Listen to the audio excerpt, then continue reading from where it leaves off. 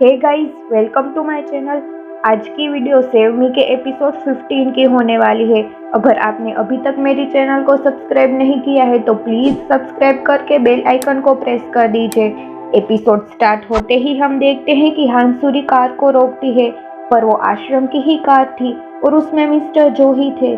Mister जो उसे घसीट के नदी के पानी में ले जाते हैं और उसे डुबा के मार देते हैं। सांगवान आके देखता है तो ब्रिज पे कोई नहीं था। वो डोंगचुल को मैसेज कर देता है कि रिपोर्टर यहाँ नहीं है, उसके साथ कुछ तो हुआ है, मैं उसकी मिसिंग रिपोर्ट करवा दूंगा। फिर उसे अपनी मॉम का कॉल आता है। मॉम की आवाज़ सुनकर वो चौंक जाता है। वो तुरंत अपनी मॉम के पास जाता है। वो बिल्कुल ठीक हो चुकी थी। वो सांगवान को सब बता देती है कि उसकी ये हालत उसके पापा ने ही की है। ये सुनकर सांगवान को बहुत गुस्सा आता है। वो मानही को कहता है, मुझे तुम्हारी हेल्प चाहिए, मेरी मॉम को हॉस्पिटल में से निकालकर मेरे अंकल के घर पहुंचा दो। सांगवान के पापा उसकी सेक्रेटरी से बातें कर रहे थे।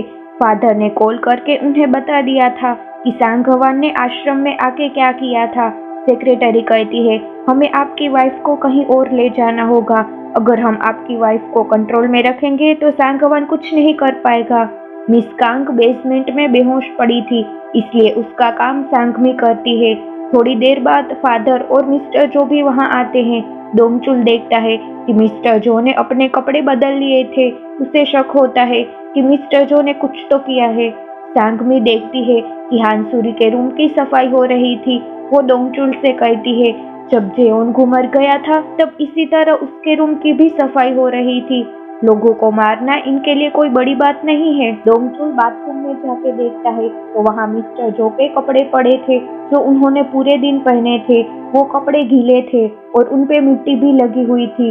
डोंगचुल को याद आता है कि उसने हांसुरी को जहाँ जाने को कहा था वहाँ तो एक नदी थी। उनके कपड़ों में से डोंगचुल को एक क्लब का बैच भी मिलता है। डोंगचुल उस ब्रिज पे पहुंच जाता है।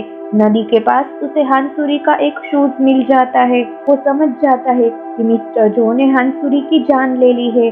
सांगवान हांसुरी के ऑफिस में जाता है और उसके कलीग को हांसुरी के साथ क्या हुआ वो सब कहता है। पुलिस और उसके पापा भी फादर के साथ मिले हुए हैं वो भी कहता है। फिर वो रिपोर्टर को कुछ रिकॉर्डिंग सुनाता है और उसमें जो था वो सबके सामने लाने को कहता है। उस रिकॉर्डर में उसके पापा के खिलाफ ही कुछ था। मानही हॉस्पिटल में जाके देखता है तो सांगवान की मॉम वहाँ नहीं थी। वो ये बात सांगवान को कह देता है। फिर सांगवान अपने पापा के पास जाता है और पूछता है, आपने मॉम के साथ क्या किया है?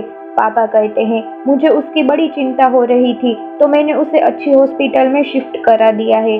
सांगवान कहता है, आपको मॉम की चिंता हो रही थी? फिर वो पापा को मॉम का वॉइस रिकॉर्डर दिखाता है। पापा मॉम से जो भी बातें करते थे वो मॉम सब रिकॉर्ड कर लेती थी। उसमें वो सब रिकॉर्ड हो चुका था कि पापा ने खुद कन्फेस किया था कि उसने ही अपनी वाइफ की ऐसी हालत की है। रिकॉर्डिंग सुना के सांगवान कहता है, आपने मॉम के साथ बहुत बुरा किया है, ये मत भूलना कि इसकी सजा मैं आपको दिलवाऊंगा। सेक्रेटरी ने भी ये सब सुन लिया था। वो दोनों तो कुछ बोलने के लायक ही नहीं रहे थे। फिर पापा डिटेक्टिव को कॉल करते हैं और सांगवान के बारे में कुछ कहते हैं। डोंगचुल उस क्लब में पहुंच जाता है जिसका बेच उसे मिस्टर जो के कपड़ों में से मिला था। उसे पता चलता है कि मिस्टर जो यहाँ के रेगुलर कस्टमर थे, हर रोज यहाँ आते रहते थे। सांगवान हॉस्पिटल में जा रहा था। जोनगू उसके पास आता है और रिकॉर्डर उसे देने को कहता है, पर सांगवान देता नहीं है। जोनगू उसके साथ फाइट करके रिकॉर्डर लेके चला जाता है। सांगवान हॉस्पिटल में उसकी मॉम के बारे में पूछता है, पर हॉस्पिटल वालों को कुछ पता नहीं था। अपनी मॉम के बारे में सोचकर वो बहुत सैड हो जाता है। डिटेक्टिव रिकॉर्डर सांगवान के पापा को देते हैं, पर वो तो नकली था। पापा बहुत गुस्सा हो जाते हैं। लेडी पुलिस को कार में से वो बॉक्स मिलता है जो मिस्टर जो ने जंगहू के पापा को दिया था। उसमें वो बहुत सारे पैसे देखती है और फिर फादर से मिलने चली जाती है। वो फादर से कहती है, इंस्पेक्टर वो मेरे पापा जैसे हैं, आप उनका फायदा उठाते रहोगे ये मैं बर्दाश्त नहीं करूंगी। पर फादर तो उसे ही धमकी देते हैं कि अगर सबको पता चल जाएगा कि इंस्पेक्टर वो रिश्वत लेते हैं तो उनका ही नाम खराब होगा। अगर आप ऐसा नहीं चाहती है तो आप कुछ नहीं करेंगी। इंस्पेक्टर वो के लिए लेडी पुलिस को भी चुप रहना पड़ता है। उसके जाने के बाद फादर टॉर्चर रूम में जाते हैं और उस आदमी से मिलते हैं जिसे दोनों इंस्पेक्टर यहीं छोड़ गए थे। वो उस आदमी का ब्रेन वॉश करके उसे लेडी पुलिस के खिलाफ भड़का देते हैं। फिर फादर सांगवान के पापा को कॉल करते हैं और उसे बॉडीगार्ड चाहिए ये कहते हैं। मिस्टर जो और फादर का झगड़ा हुआ था, इसीलिए मिस्टर जो से बचने के लिए फादर ने अपना इंतजाम कर लिया था। डिटेक्टिव जोंगू के पास जाते हैं और उसे कहते हैं तुम्हें थोड़े दिन के लिए आश्रम में जाना होगा। सांगवान डिटेक्टिव से मिलता है और हांसुरी के साथ क्या हुआ ये सब कहता है। डिटेक्टिव कल पुलिस को लेके आश्रम के टॉर्चर रूम में रेड डालने वाले थे। वो सांगवान को भी साथ में आने को कहते हैं। मिस कांग को होश आता है। डोंगचुल ने उनके हाथ में एक चिट्ठी रख दी थी। उसमें लिखा था, अगर आप जानना चाहती हैं कि रिपोर्टर कहाँ है तो सीक्रेटली मुझसे मिलिए। वो डोंगचुल से मिलती है और पूछती है, तुम भी उन लोगों के साथ हो ना? डोंगचुल कहता है, आपको लगता है कि ये फादर रियल हैं? वो आपको स्वर्ग में पहुंचा पाएंगे? मैंने सुना कि आप भी अपनी बेटी को स्पिरिचुअल मदर बनाना चाहती थी और उसे मरना पड़ा।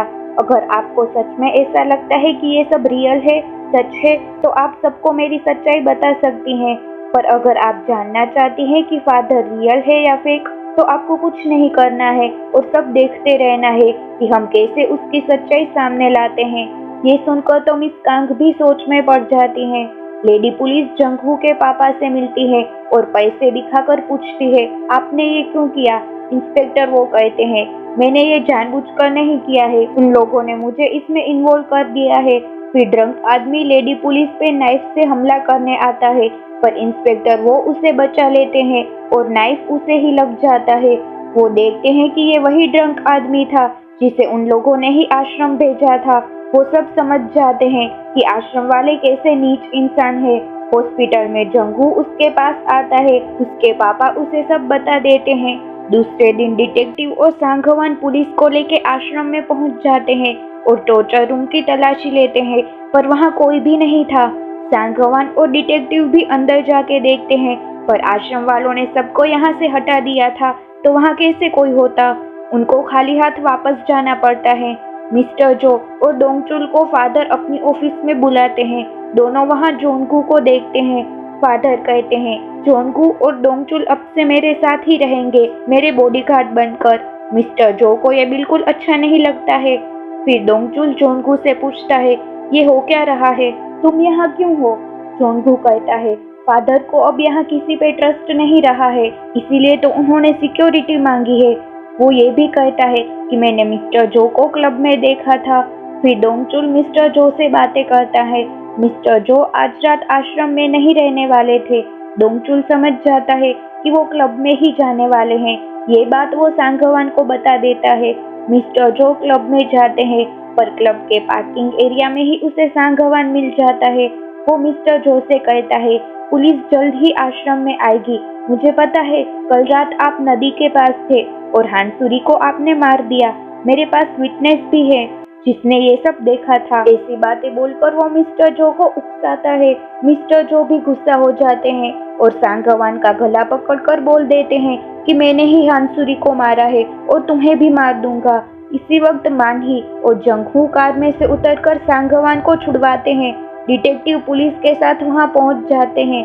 सांगवान ने ये सब बातें फोन में रिकॉर्ड कर ली थी और इस जगह का सीसीटीवी कैमरा भी एक एविडेंस बन चुका था। मिस्टर जो पूरी तरह से इनके प्लान में फंस गए थे। डिटेक्टिव उन्हें अरेस्ट कर लेते हैं। डोंगचुल सांगमी से कहता है कि मिस्टर जो अरेस्ट हो चुके हैं।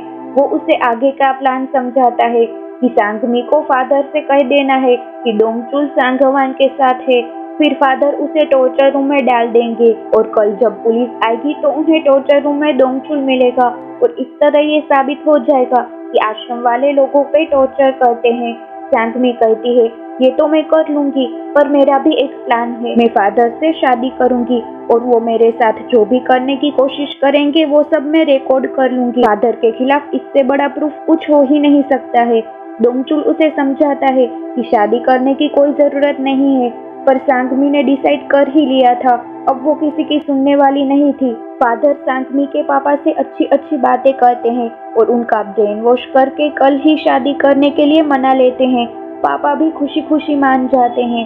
पापा बाहर आते हैं तो वहाँ मिस कांग खड़ी थी। वो उससे पूछती है कि फादर ने क्या कहा। आज फादर ने सांगमी के पापा से जो भी कहा था वो सब उसने कुछ सालों पहले मिस कांग से कहा था, उसकी बेटी से शादी करने के लिए।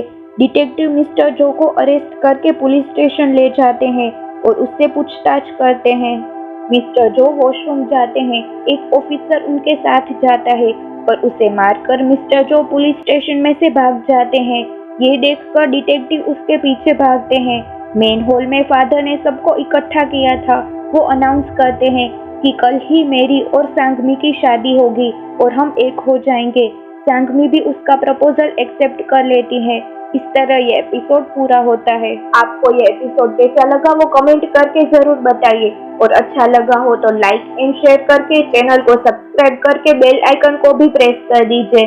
मिलते हैं नेक्स्ट एपिसोड के साथ।